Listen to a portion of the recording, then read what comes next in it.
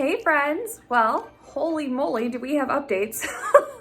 Mr. Gene Staples went in front of the White County Commission's board, or Board of Commissioner, I don't know, technical term. But he was up in front of them speaking, and it is public, so I thought I would come on here and update some of you who maybe didn't see the link.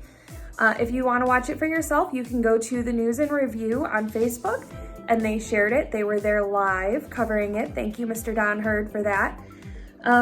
So let's get started. Let's jump into some of the things that are happening. Okay, let's jump in. First things first, that new triple loop roller coaster, it is estimated to take 50 to 60 trucks to get the coaster to Indiana Beach. Each one of those trucks is gonna cost about $6,000. Holy cow. They are saying between dismantling it, transferring it over here, refurbishing, getting it all set up and operational, it is a 7-figure plus operation, which is crazy. Mr. Staples was quoted saying it's like buying a piece of artwork, which he's not wrong. His team has done extensive research on the coaster, on the brand, on the creator, everything. He is confident that not only will it be a great addition to the park, but it'll be a great way to bring some roller coaster enthusiasts into the park that maybe have shied away, or it'll just bring more. So I think he's right on that. Hey boaters, he heard you.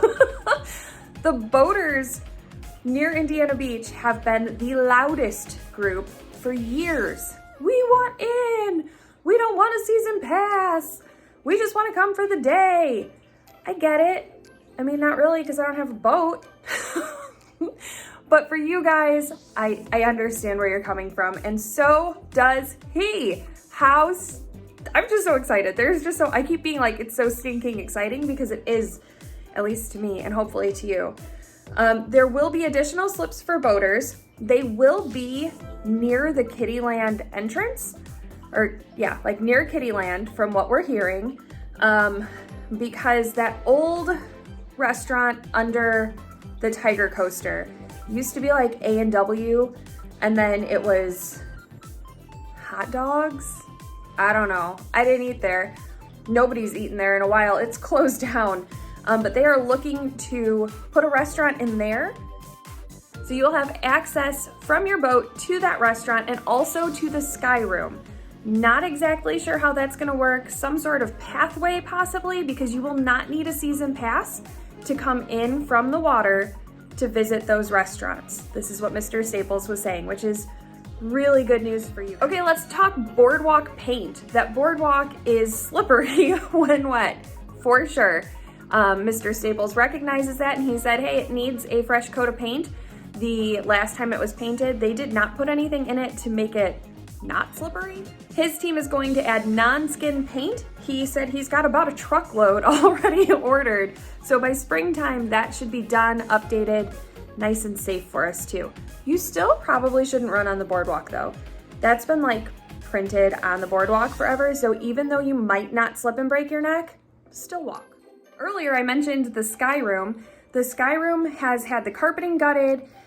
They are refreshing all of the paint, and it is going to be a hybrid restaurant which will be open in 2021, according to Mr. Staples himself.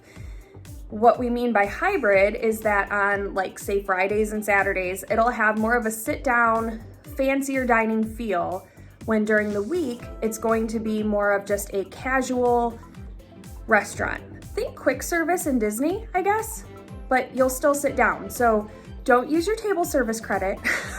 It's be our guest at lunchtime before they switched it. Anybody else love Disney? Does that make sense to you? Let's go back to that looping coaster for a second. That looping coaster, guess where it's going? All of the reports were correct. It's going in what they call the $7 parking lot. It's right across the street from the Riviera Resort, which you'll see in my videos because that was our family resort we stayed there every summer growing up.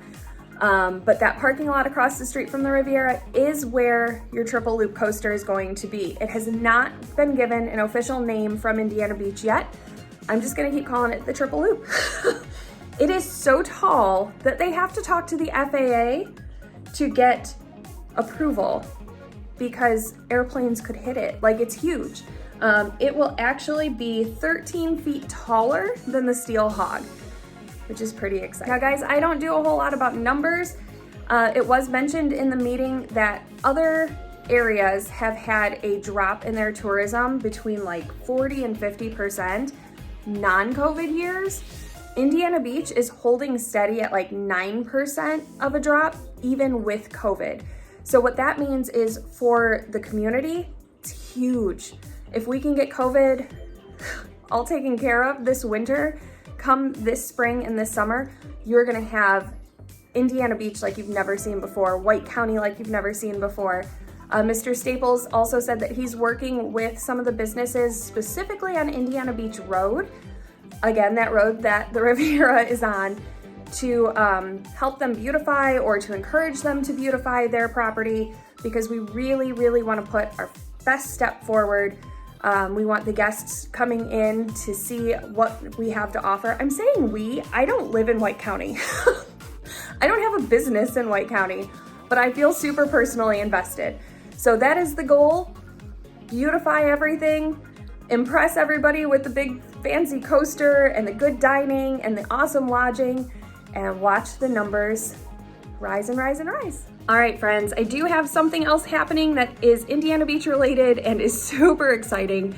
I'm not gonna tell you what it is right now, but I'm super, super excited. And any part of it that I can take you along with, I will. As soon as I can let you know what it is, I will. And yeah, I hope you guys follow along, stay safe, have a fantastic Christmas, and we will see you real soon.